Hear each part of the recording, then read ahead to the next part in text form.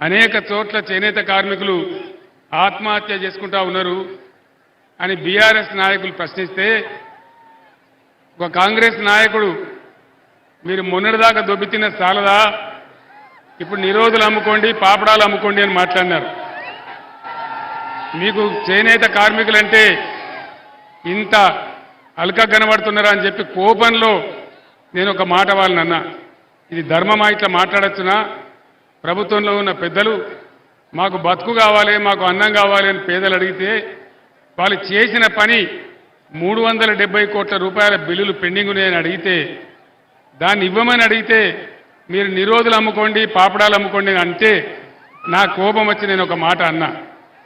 ఈరోజు కేసీఆర్ బస్ యాత్ర ప్రారంభమైన తర్వాత కాంగ్రెస్కు బీజేపీకి గుండెలు వణుకుతా ఉన్నాయి. ఇద్దరు కుమ్మక్కైపోయి వీడిని ఎట్లన్నా ఆగబట్టాలి ఎట్లన్నా వీడిని నిలువరించాలి అనేటువంటి కుట్రగట్టి ఈ నా మీద బ్యాన్ పెట్టినారు. ఆ విషయం మీకు అర్థమైపోయింది, మీ అందరికీ కూడా తెలుసు. ఇవాళ నేను ఇక్కడికి గోదావరి కనికి 2 గంటల ముందే వచ్చినా ఆ దిక్కుమాలిన బ్యాన్ ఉంది కాబట్టి ఆ బ్యాన్ తర్వాతనే రావాలని చెప్పి 8:15 తర్వాత నేను బయటికి రావడం జరిగింది. ఇంకొక మాట మీరు గమనించాలి, రాజకీయాలలో మతం గురించి మాట్లాడడం చాలా పెద్ద తప్పు, ఎన్నికల నిబంధనలకు విరుద్ధం.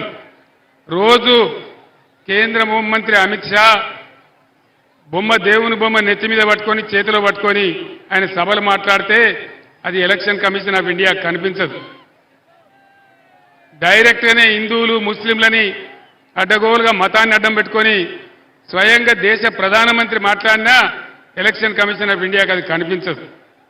ఇక ఈ రాష్ట్ర ముఖ్యమంత్రి ప్రజలకు నువ్వు ఇచ్చిన వాగ్దానాలు ఏం చేసినావని మేము ప్రశ్నిస్తే ఆయన ఏం మాట్లాడతాడు, నీ గుడ్లు వీకి గోళీలు ఆడుకుంటాం, నీ పేగులు తీసి మెడలేసుకుంటాం, నిన్ను పండబెట్టి తొక్కుతాం అని మాట్లాడితే అది చాలా సభ్యంగా ఉంది.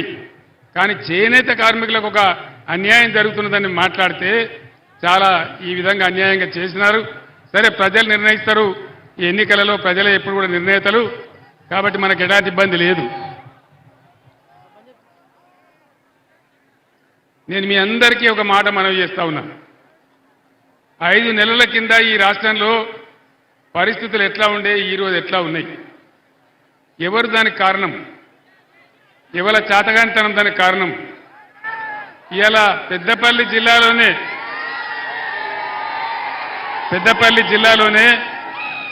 50,000 ఎకరాలకు పైగా పంట పొలాలు ఎండిపోయినాయి.